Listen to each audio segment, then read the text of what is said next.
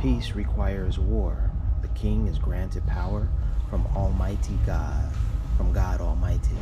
The priests spread the king's message to the people that war is necessary in order to protect the country and the true faith.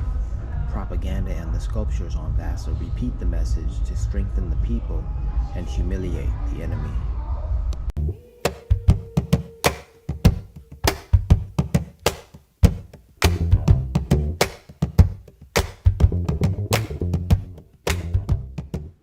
Hi, Randy. Upon arriving, I walked through the streets and then I made my way over to this area mistakenly, but there really are no mistakes because this is one of the most special places to visit. This is Riddarholmen Church. This is where the kings of Sweden are buried. Check it out. See, this is what happens when you're just, when you're not paying attention. See, I walked right past this. Good morning. I just left my accommodation. I'm gonna keep it short and sweet. I made this trip because it cost me $345 round trip to make it from Los Angeles to Europe. I'm making the most of this. The first country is Sweden. All right, so let's count the dollars up. The easiest way to get from the airport to Stockholm is to take the Arlanda Express. It costs 299 Swedish kroners, which is about 30 US dollars. The trip is about 18 minutes long.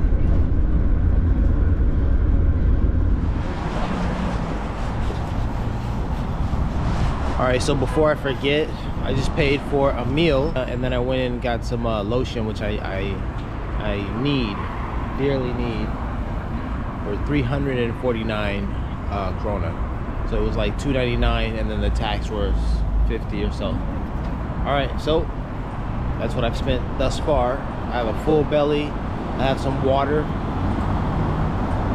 Wait, did I tell you about the water? The water was 26 krona. So 26 krona for the water, 104 krona for the lunch that I ate. So 26, 104, and then now I have some lotion for 350 basically. All right, that's what I've spent thus far, and I'm on my way to a museum, or yeah, either that or no, I'm going to the Nobel Prize. Yeah, the Nobel Prize Museum. I was there yesterday. That was my first stop, and so once I get back in that area, that's where I'll head. All right, peace.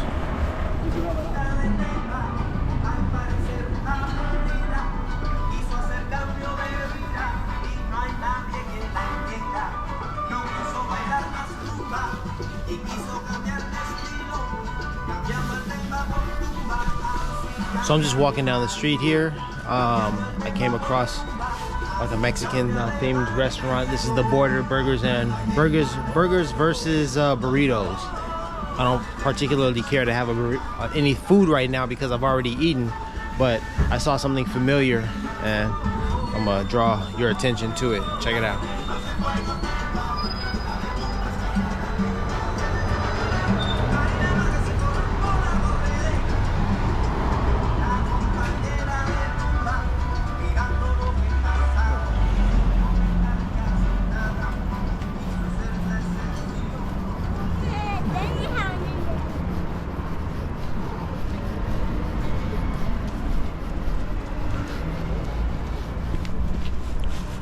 All right, so just a minute or so ago, I bought a Swedish coin from the 1600s. I paid 150 krona for it. So that's how I do. I just keep it moving, find something, a little trinket, and that's about it. I don't know the history, so I can't tell you, or can't tell myself what significance that particular coin, held. One of the reasons why I purchased it, however, is because it's made of pure silver. So that's a little tidbit to know. If you're ever gonna buy some coins, think about the metallic value, the intrinsic value of the metal that it was made with. So that's pure silver. So that's about it. Peace. Maybe these should be called the the bathroom diaries. And maybe they should be filmed in the bathrooms whenever I use it. So anyway, I've noticed that the restrooms are quite clean in Sweden. So what do I mean? Well, they give you a spray. You can spray down the toilet seat before you use it. And if each person does that before they use it, well, you have a pretty clean experience. Whereas in America, we have that paper that we have to reuse or to keep laying down in order for us to have a clean experience. The Swedes leave it to each individual to wipe it down themselves. So check it out. You have this dispenser right here next to the bowl, and you grab a few sheets of toilet paper, you put it under here, and then you spritz it onto the toilet paper, and then you rub the toilet seat bowl around. See, that's the toilet seat bowl there. There's the napkin, the tissue, and then there's the cleaner. And you clean the toilet seat bowl every time you sit on it. So, all right, just a little tidbit about just a little toilet seat moment. Peace.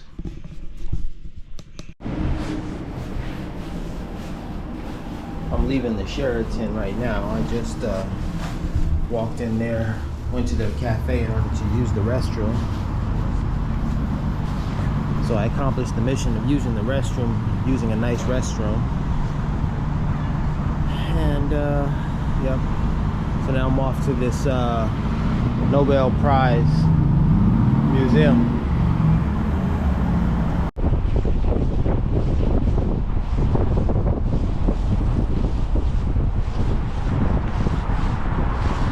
So one of the things that I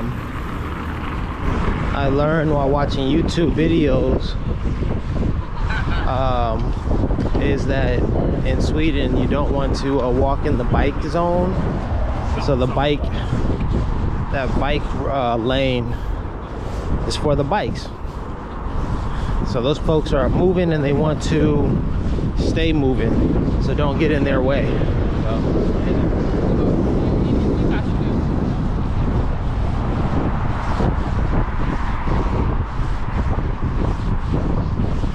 So respect the bikers.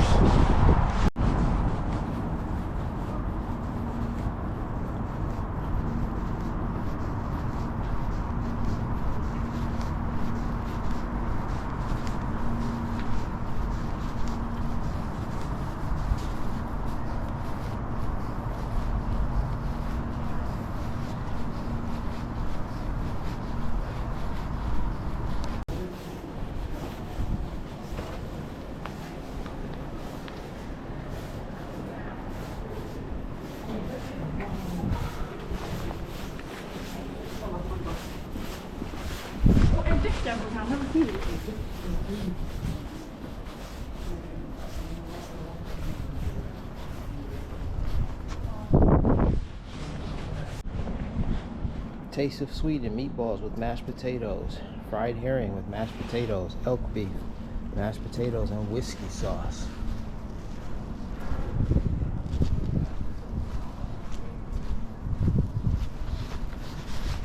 I was walking alongside that guy not too long ago. Wooden Horse Museum. Alright, so I made my way over here to the Nobel Prize Museum, only to discover that it's closed Mondays through Wednesdays.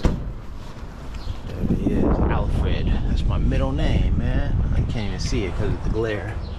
Let's see what we got here. Nobel Prize Museum closed Monday through Wednesdays. So now I'm left to do what? But walk around the city, filming and stuff, and vlogging, talking, which shouldn't be too bad. It's a nice empty alley to walk down and talk down. So now you just have to improvise because things haven't worked out the way that you would have liked them to. Meaning You know, you would have liked to have gone down into the, or entered the museum and looked around, but nope, can't do that now. So here we are walking down some random alley and letting the city take us. Look at these stones.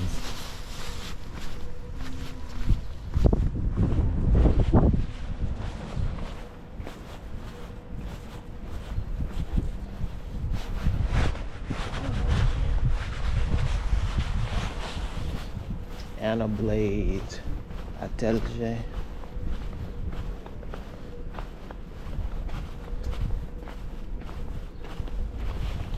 Skipper Olof Gran. Maybe I'll see what the heck I'm filming, man.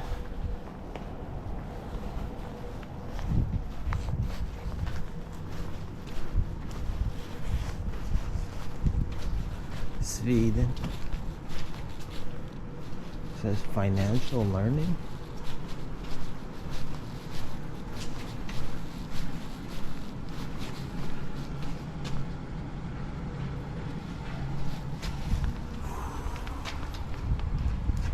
Haven't any idea what that is.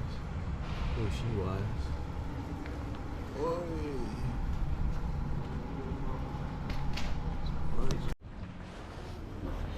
Alright, so it looks like they're working on this statue here, but you can still get some little images of it. If you can see that, whoever that is on that stag, that horse, the two front legs are in the air. I believe, if I'm not mistaken, the two front legs in the air means that this person died in battle.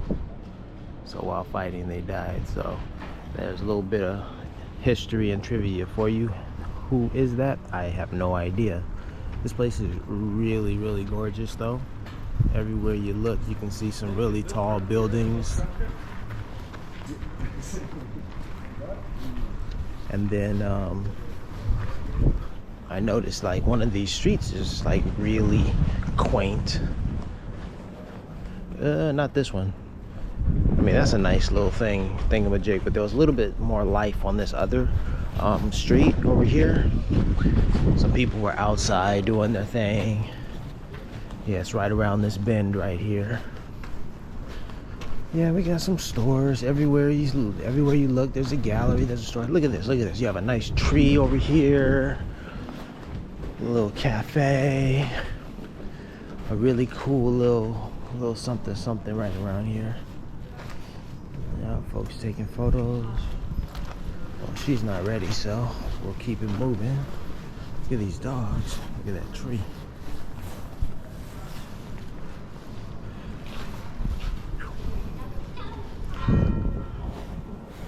It's awesome.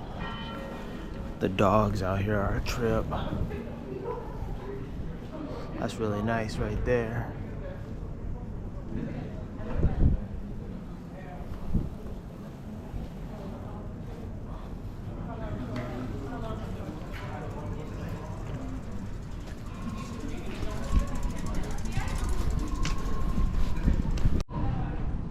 Well, the number 491 was important to Lars Gorling. So, see, numbers are important. 186, number 14142. These look like addresses and all, but what is 491? There's the mystery of the day. What is 491 by Lars Gorling? It says Roman. Maybe that means like Roman translation or something. That's the question of the moment.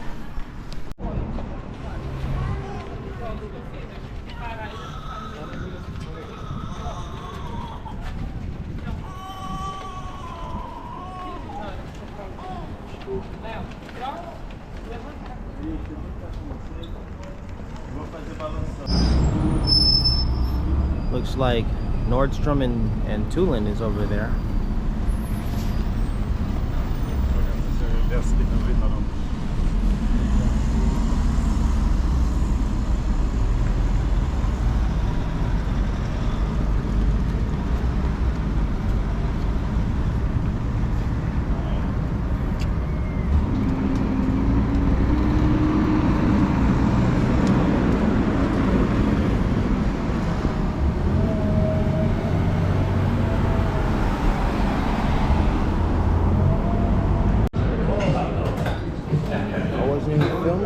kidding me? I wasn't even filming. This is a bakery. The name is Baguette, and I saw it from the other side. So now I'm in here and I'm gonna get some coffee and a croissant maybe.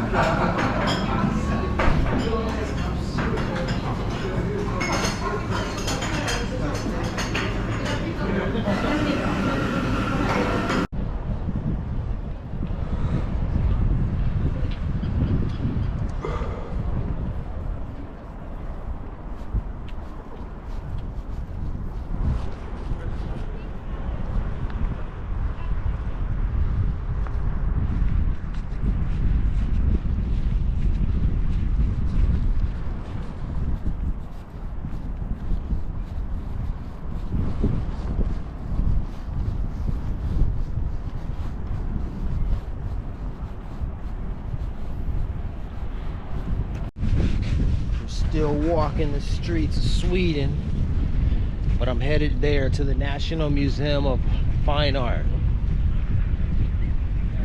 Not far from the Grand Hotel over there and other things. So in the distance there's an obelisk, and then you have this statue of some dude over here, Konung Oscar II. Alright, the Swedes and their stuff. Tourism tickets. Still walking the streets, but I'm headed over there to the National Museum. So it's like 3 o'clock now. I don't know if it's jet lag. Would someone explain jet lag to me? Because I slept pretty well when I was on the flight. Okay, all right, I imagine jet lag is your sleep pattern is thrown off, your circadian rhythm is thrown off because of your travels. Yeah, so you're tired when you should be fully awake, and fully awake when you should be tired. Okay, so I must be suffering from jet lag because I got here. All right, I went to sleep at Swedish time around like 6 or 7 p.m. which I thought was a decent time, and then I found myself awake at like midnight. I woke up at midnight, which was cool, I thought, until I got busy.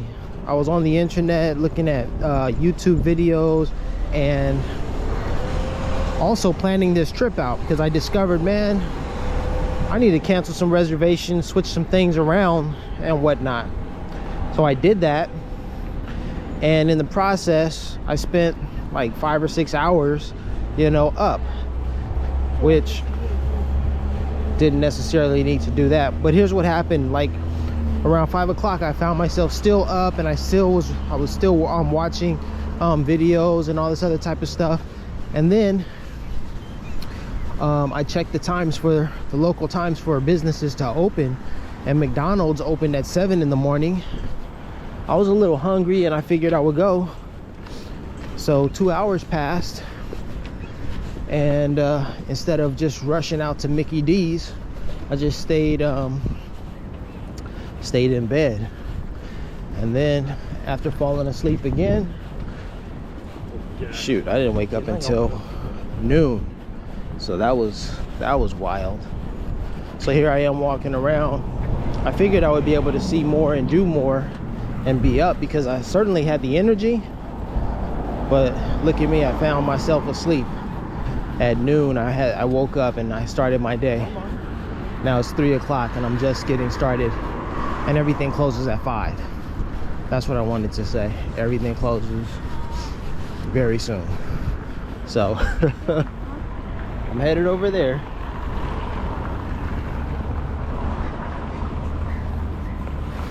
And that water is roaring. I saw that yesterday from the other angle. That water is just roaring, at least at that point. It's still calm on this side, but on the other side it looked pretty turbulent. All right, peace.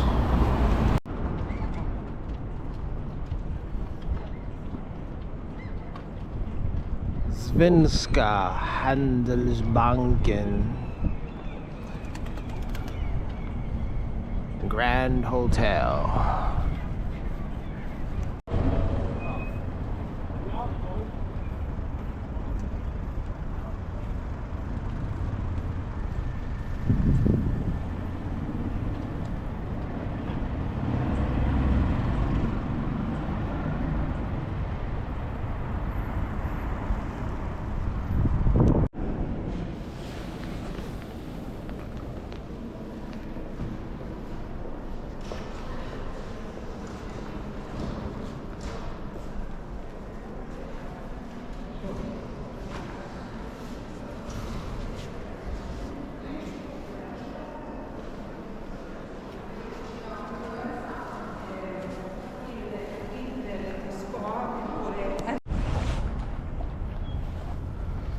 All right, Pippi Longstocking.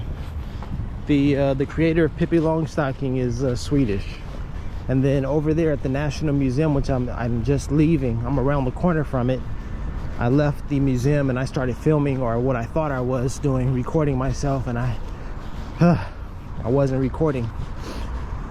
So what I was saying while I thought I was recording is that I left the museum. I checked it out. I didn't pay for admission. I just walked in on the ground floor, went to the store, and then after that, I'm good. Save my little ducats, just get a free tour of the whole city, do my thing. I looked at the sculptures. One sculpture in particular looked as if it was of a U.S. president, but it wasn't. It looked like it was a sculpture of Teddy Roosevelt, but it wasn't. It was a completely Swedish dude who looked exactly like Teddy Roosevelt. But that really isn't a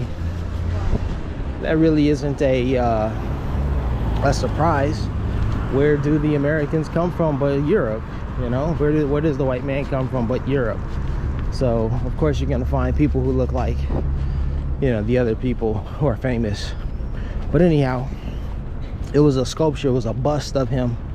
That being said, isn't that the height of narcissism, to have a stone carved in your image to be preserved, to preserve your image for millennia, for generations to come? Isn't that the height of narcissism? So my thing is, there's a common refrain of, you know, we live in a narcissistic society today, but I would say, when has society ever been, you know, anti-narcissistic? When has society ever been, you know, not about self-love?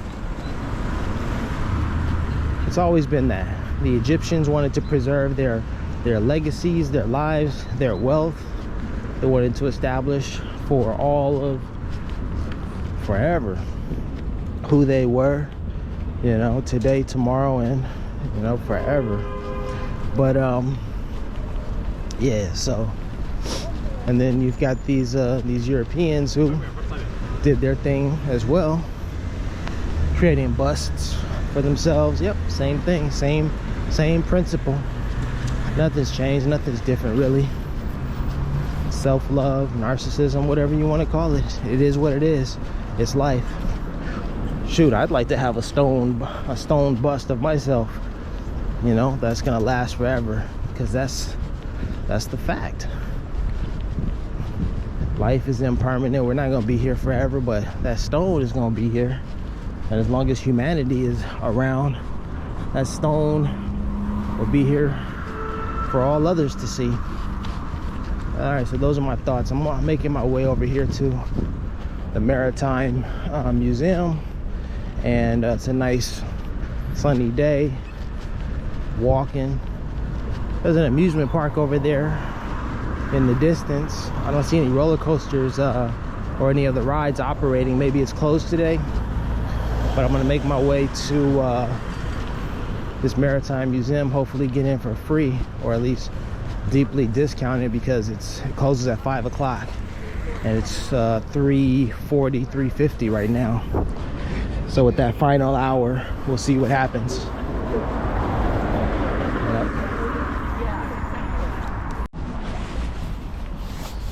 we're passing all these cars here, and I guess at this point I am searching for 109, and I haven't found it. I've seen other cars with 10 something, and I did see 901, but that's not 109.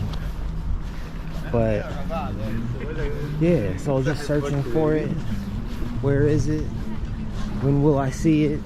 Right now I'm looking for it. I'm looking for it. But the story goes, I wasn't looking for it when I found it. So I'm kind of, the point here is, look at how difficult it is to find, because it's not even, you can't even see it. You want to find it, you want to say that it's dispersed, it's everywhere. Well, it's not. You can look around and you can't find it. You can search for it and you can't find it.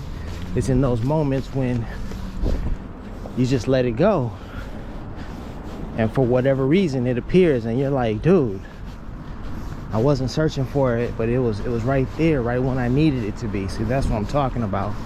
So anyhow, still looking at all these parked cars. There's so many of them, and none of them have the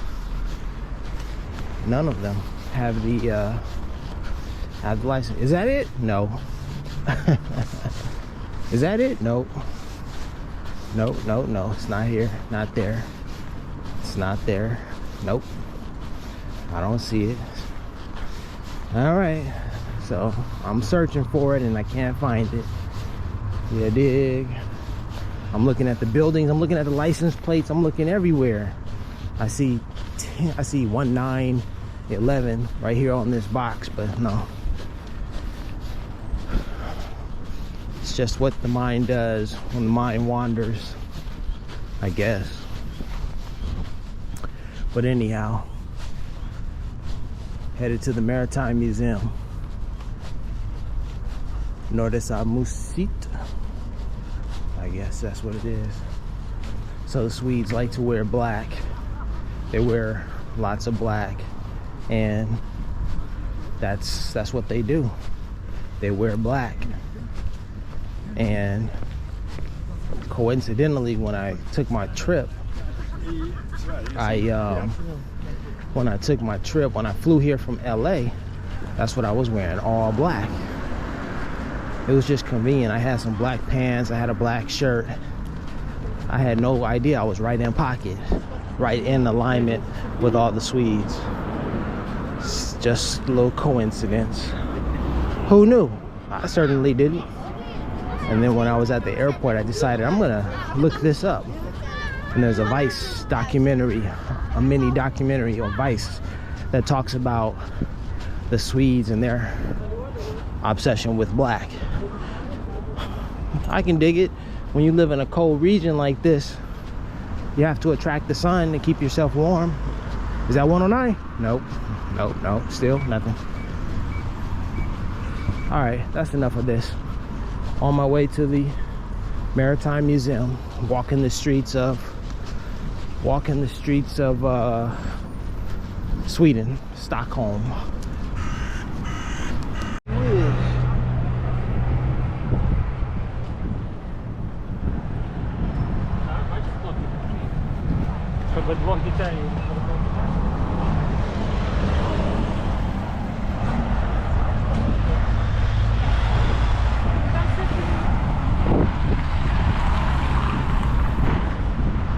It's just gorgeous. Look at that.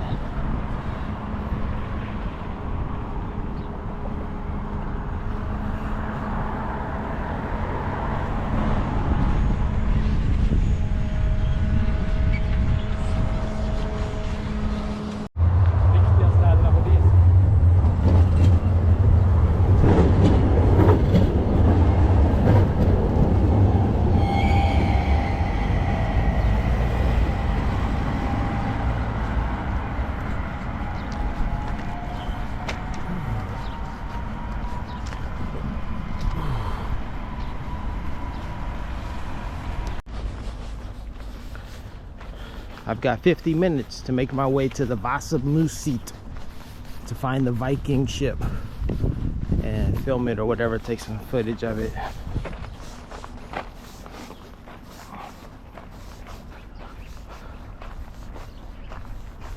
on the right path. And you see it, Vasamuseet. Oh yeah, that's a museum for ships right there. There it is. Let's look at some big ass ships. That's what's up. Some big ass ships. Look at that. There's another museum over there.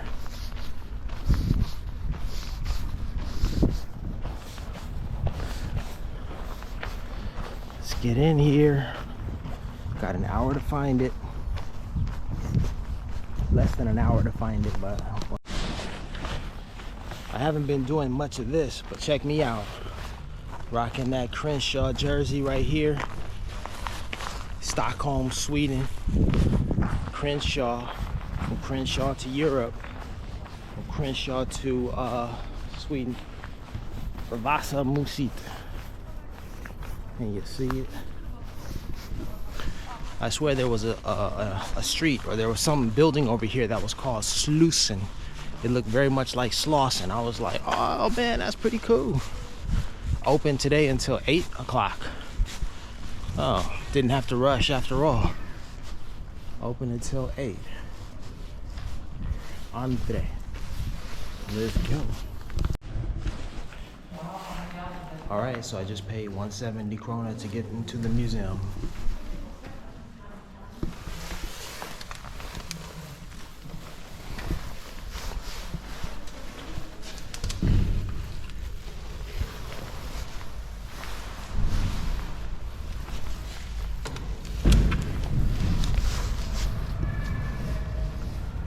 That's impressive. You can smell that. Man, this is why I came in here. Just to see this massive Viking ship.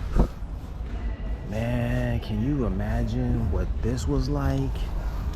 Like, bro, they had cannons in there. They were about defense. They were about, man, doing the doggone thing. They weren't playing. Come right in here to see this.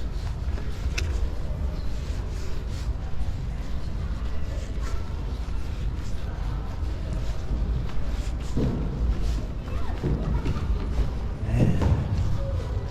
So, goodness gracious, man. Can you imagine walking that? Being inside that, on it. I guess we go around the other side to get inside there. Man, this is massive. Made from wood all that long ago. There's a little miniature. 24 kanoner. Och det var bostad till ungefär 80 personer. Och på nedre kanon nedre kanon.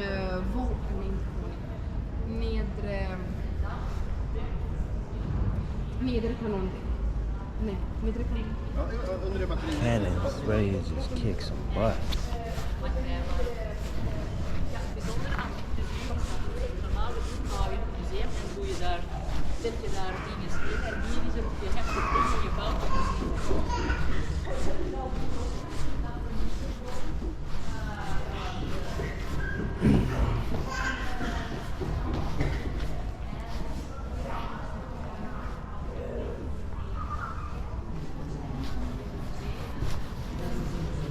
Thing is massive. It's quite impressive to behold.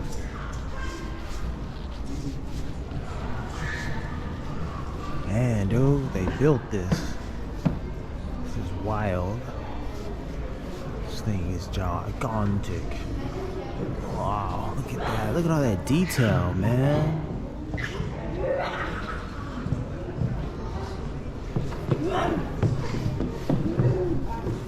It was colorful too back in the day. Look at that.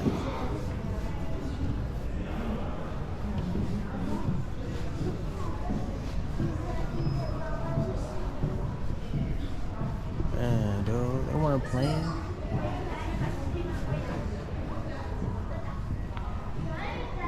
And then they use natural dyes. Look at that.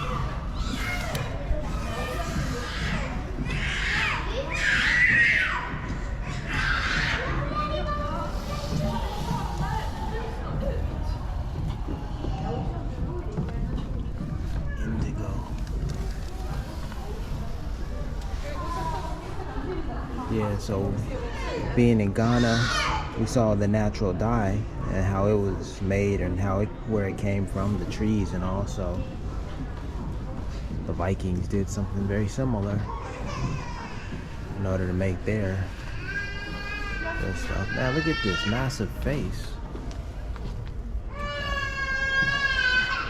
Probably on a door or something. Lion's head.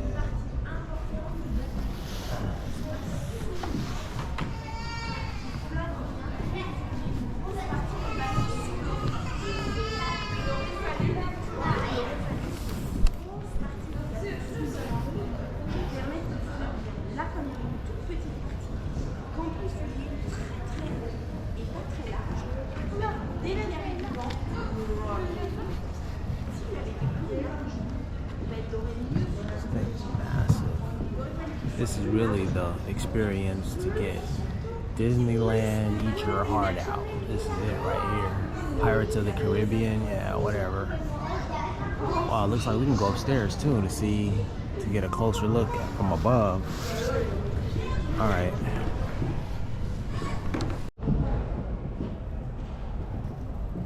Holy smokes and gee whiz.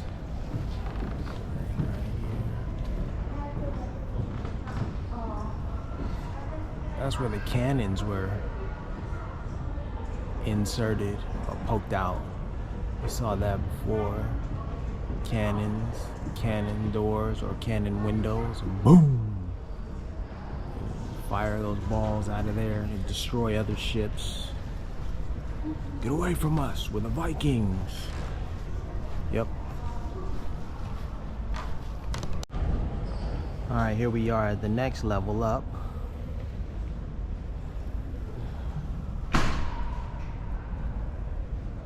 This is quite amazing stuff. This is the actual thing, the real deal.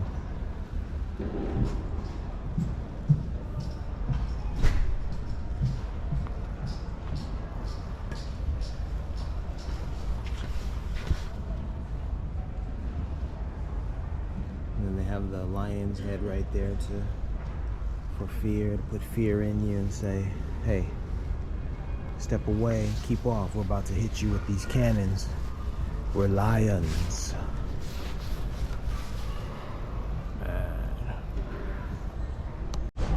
I'm not a mariner, but I'm guessing this is the bow of the ship.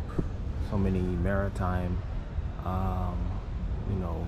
words, vocabulary. Story time. So I found a book at the home of one of my mom and dad's neighbors who recently passed away. They had a book. It's a dictionary of maritime terms, but I think it's a French dictionary from the early 1900s. I think it was maybe 1910 when it was written. It was in decent condition where you could look at the book or look up words and find their definitions, but it wasn't in pristine condition, and I tried to sell it on eBay, or at least I looked for other books similar to it or the exact same book on eBay, but it wasn't fetching much, so I just said screw it, I'm not gonna try to sell it.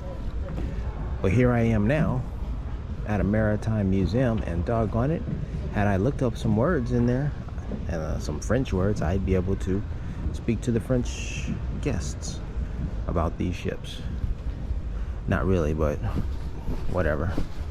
Alright, onward and upward, going upstairs to the third and final level, or maybe the fourth level, but I started on the second level, so to me it's the third.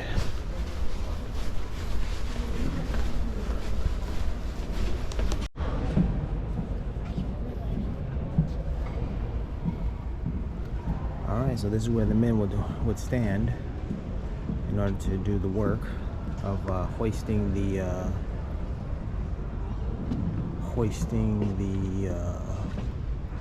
sails. There are some massive ropes. A couple of massive ropes here, which are surprising to say the least. How did they hoist them? And it was a whole enterprise, of course. This is the ship's deck. Oh, look at that. They had to spin that thing around. It's called the capstan. Combine the sailor's strength. Capstans made it possible to lift the anchors, sails, and other heavy gear with the combined strength of up to 24 men.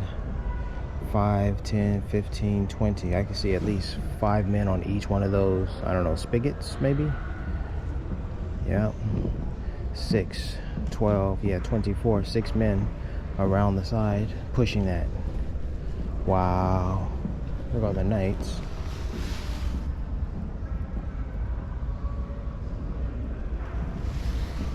Yeah, this is pretty intense. Oh, look at the lion.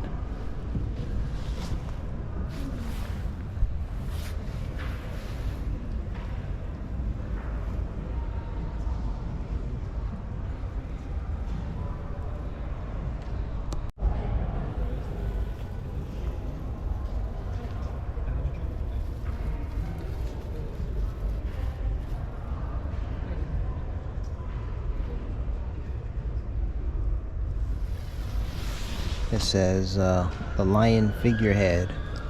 The beak-head lion lunges forward with the coat of arms of the royal house of Vasa between his paws. The lion is a symbol of courage, strength, and royal power. It's always been. Look at that lion.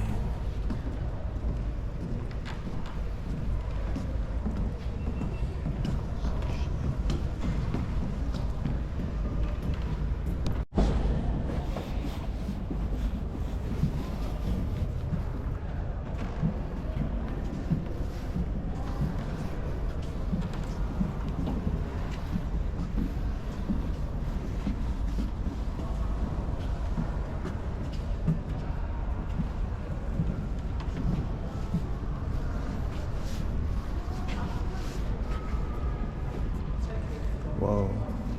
So it says here, the Polish enemy, a despised dog. The man under the bench is a caricature of a humiliated Polish nobleman. According to a Polish tradition, a slanderer was forced to crawl under a bench, bark like a dog 3 times, and beg for mercy. The sculpture was meant to remind the crew how they should think of the enemy. Wow.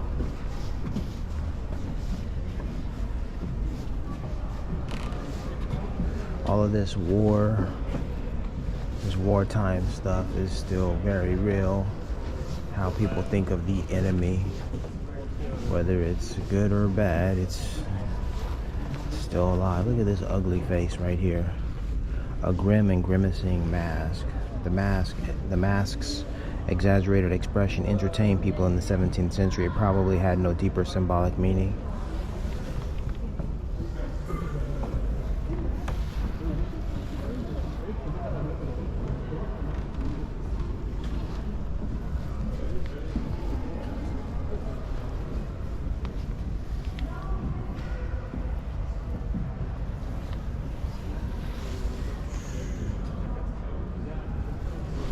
In Greek mythology, Nereids determined how the sea shifted from mirror calm to towering waves. They always helped seamen in distress.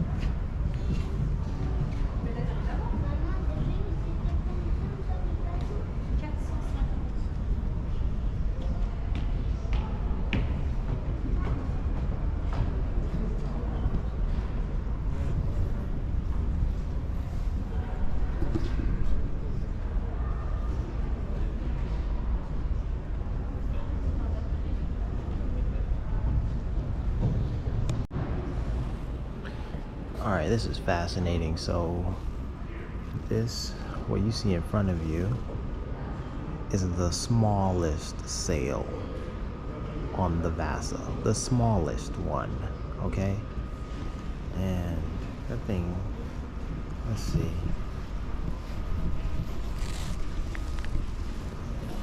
Get an idea how tall I am. All right.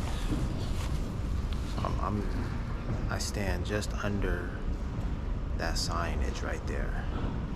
Where that sign is, that's probably like 5'10". I'm 5'9", so that's 5'10" right there. So this thing just keeps going and going all the way up, and that's the smallest sail. The smallest sail, okay? So here's a picture of it in all its majesty. And what we're looking at is basically that sail right there, or that sail right there, which is right here. That's the smallest sail. This thing is massive. So imagine the size of that sail and that sail. It's unbelievable. Gigantic, humongous, ginormous. Okay, ginormous, whatever that means. All right. Then here they're explaining how the ship sailed using the tacking. So they would use the rudder. They'd use the rudder and the sails, and you know, regardless of which direction the wind was blowing, they'd use the rudder and the sails to capture the wind and move. And they'd have to go in a zigzag formation back and forth in order to get where they needed to go. Kind of like going up a hill on a bicycle. You have to use tacking, going back and forth, and yeah, to make it up the hill. Same thing with sailing. You have to go back and forth in order to go straight. Man, this is some fascinating stuff.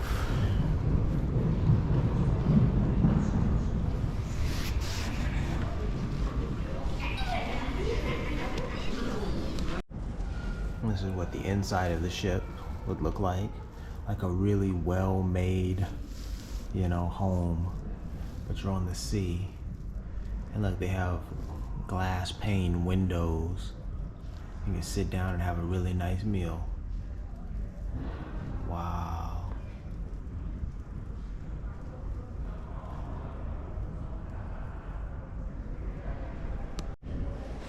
Whoa. And then inside gives you a glimpse of what it was like to be inside of the ship. You're standing here, low ceilings, of course. You'd have to take the steps down, and that room that we just saw, well, there's a door here that leads to it. Beautiful wood. And then you have this section here. You have to duck down. And the cannons. Couldn't be too tall. You have to be short and kneel down. I wonder if they had roller stools or something that you could roll around, sit down on and stuff. Floor. Man, this must have been an extremely loud section to be in, man. Put those cannons in there. How did they protect their ears? Boom, boom, boom, letting off all of these firing these cannonballs. These dudes must have gone deaf easily.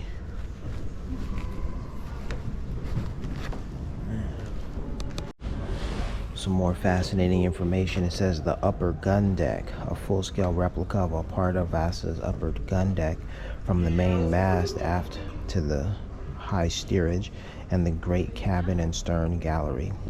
It says stench, disease, tedium. Life on board could be monotonous and hard, even when the ship was far from action. Worst were the crowding, disease, and close, fetid air.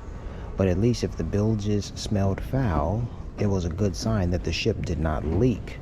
Sweet bilges meant trouble.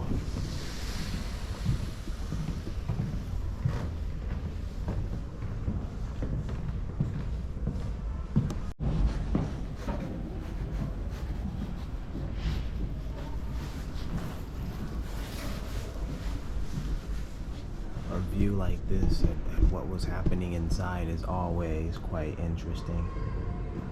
Boy, oh boy, look at this stuff.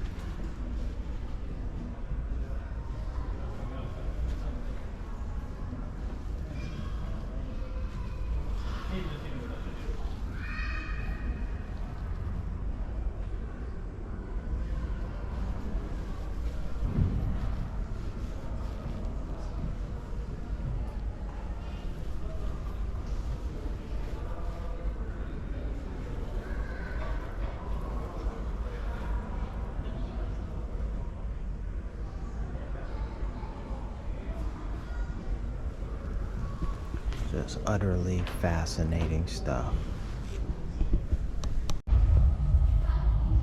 Peace requires war. The king is granted power from Almighty God, from God Almighty. The priests spread the king's message to the people that war is necessary in order to protect the country and the true faith. Propaganda and the sculptures on Vasa repeat the message to strengthen the people and humiliate the enemy.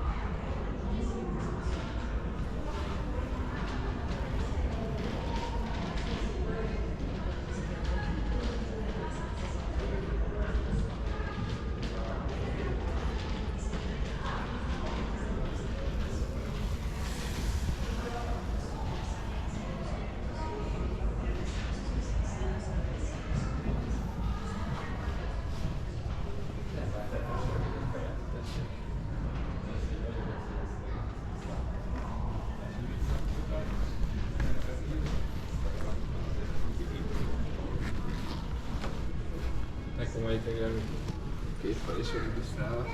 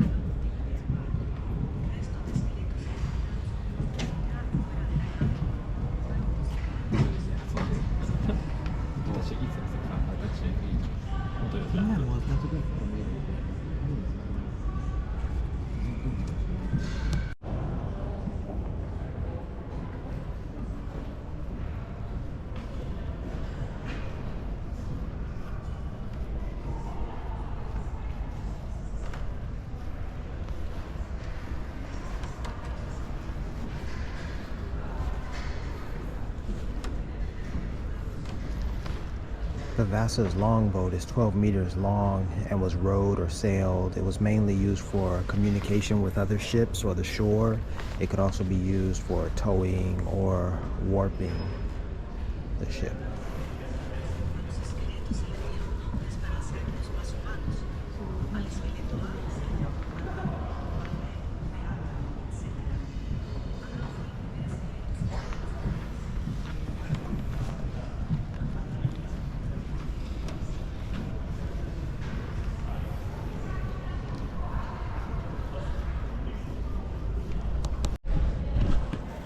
Well, this has been one heck of a museum visit, and I guess I'm going to have to end it now. So my thoughts on this are, this has been wildly fascinating, and it's a wonderful look into the past, the Vikings. And wait, are these the Vikings? See, I don't even know what people these were, but these are like the old Swedish. And yeah, so what I learned here today is this ship was raised in the 1960s, like 61 and 62, I think. It began in 1959. They raised it by 62, or it was raised by 62. The lives, I mean, you know, the stories that we hear about anything are pretty much the stories of the most popular, you know, the men. And they said that they want to tell the story from the perspective of the women, because they played just as integral a role as the men, and that's important, and that should never be, you know, overshadowed. I mean, how are you gonna bring life into the world without a woman? You dig? How are you gonna get anything done without a woman? Not to sound sexist, but how are you gonna nurture, you know, life, food, cooking, and raising children and stuff like that? How are you gonna do it without women? So anyway, this has been an awesome exhibit, awesome visit to the museum. Thanks for watching, and I'm gonna head on out, use the restroom, of course, and then head out. Peace.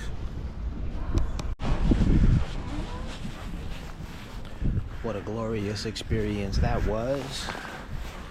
The Vasamuseet.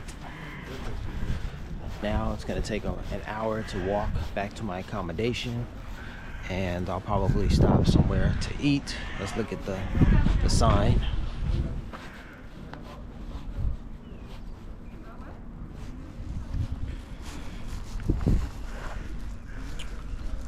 Glorious day.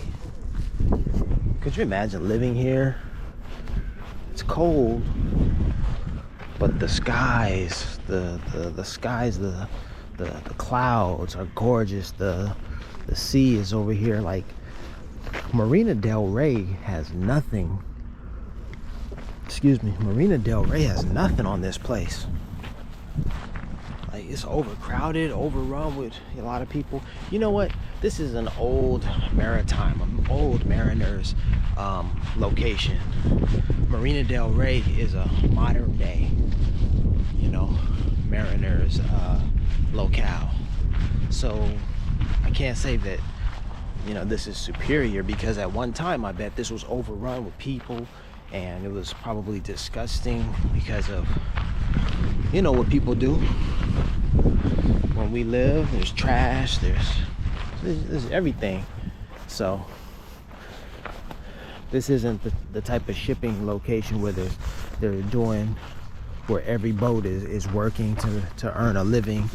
Those boats are probably owned by millionaires who maybe have crews to maintain them, but I don't think they moved today. I didn't see many boats out there, any ships moving. So you dig? What do you think? This is beautiful. A beautiful experience, a beautiful day, a beautiful country, all of that. So just makes you understand people a little bit better.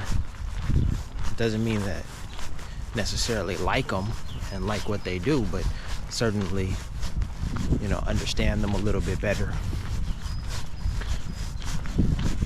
The idea that you lived on a ship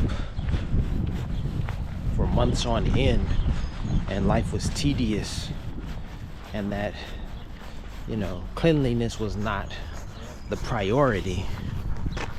You know, it said the stench, disease, and all of these things were, you know, realities. You know, that was all interesting. Just puts it into perspective that, you know, you can't really complain too much about your life if you're kind of clean, you know. Or do they say warm? You have a roof over your head, clean clothes on your back, you've bathed, you know, and you've had a meal, you ate. Then, by gosh, golly gee, you certainly are doing well. Is this a pigeon? This sucker is huge. I know the pigeons come from Europe. That's where they came from. Disgusting though they may be. This looks like a king pigeon right here. This sucker is huge. Yeah, he's out here eating. So I'm making my way back to the accommodation, doing my thing.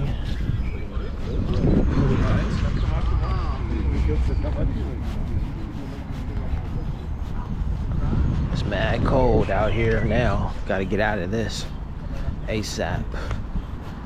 Yeah, Dad said I should wear some gloves and keep my scarf on. I will do that. I'll keep the scarf on. The gloves, well, I didn't bring them. So, man, this is amazing. Look at all of this.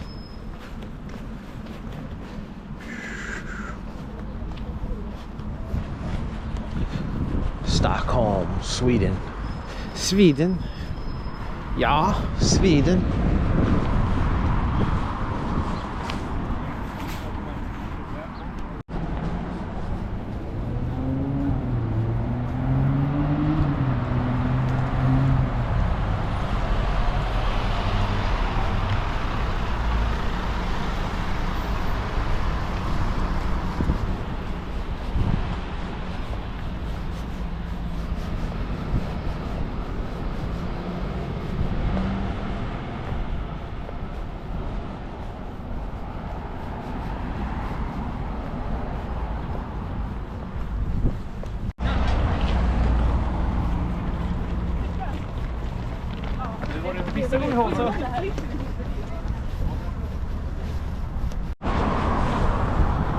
Cold.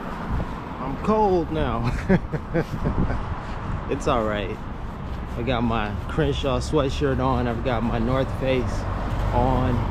My hand is exposed, but it's not too bad. The wind isn't blowing and we're good. We're good for now. Probably got 40-50 minutes left to walk. Look at that.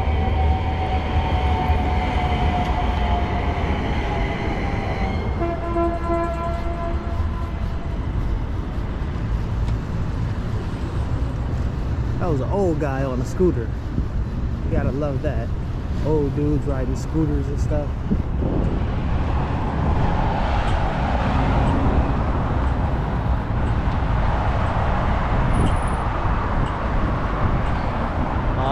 That's a theater. We're about to get a show going on. Theatrical performance going on over here.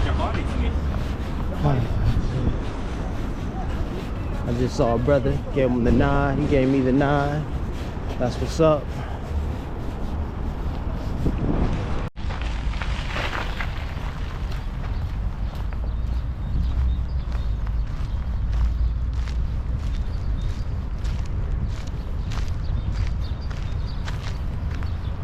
Berzelius. Who is this? Is he like the maybe not the poet laureate, or like the literary genius of the Swedes?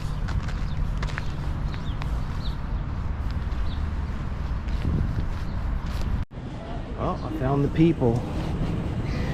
Crowded streets. Scandinavian women. Oh, check out the mighty. Woo, check out the ride. That's what's up. Lamborghini at that. Ooh.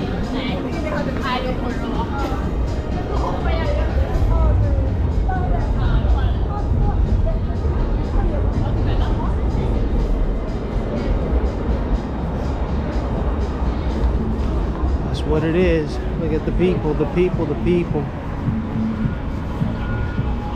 Lots of people on the street. White people. Oh, boy.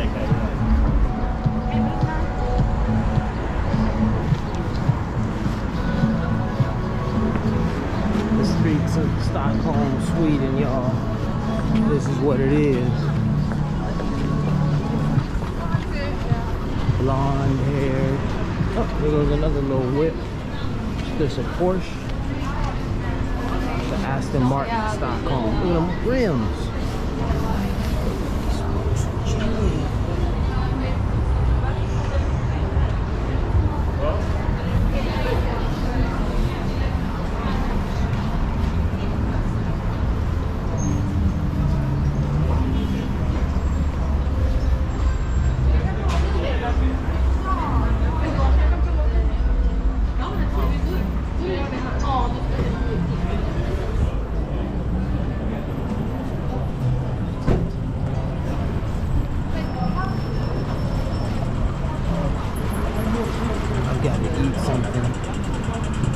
Gotta eat something soon, man.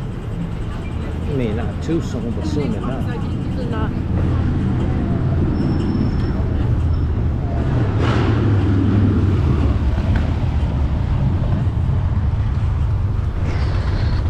Oh, there's a WeWork over there.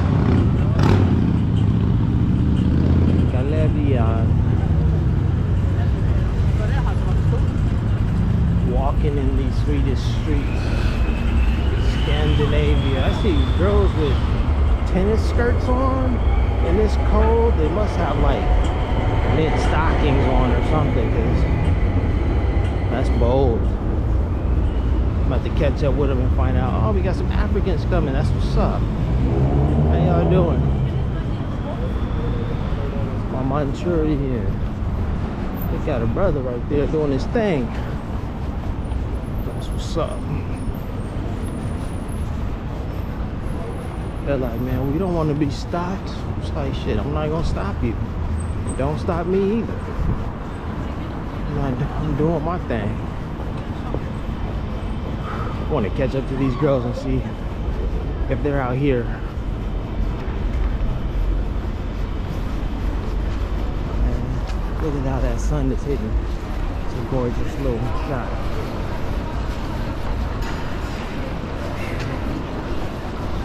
Stockholm, Sweden.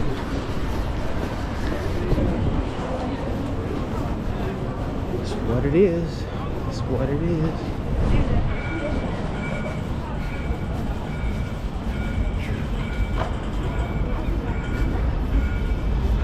Where'd they go? Oh, they're over there. Oh well. Forget them. 5 blocks.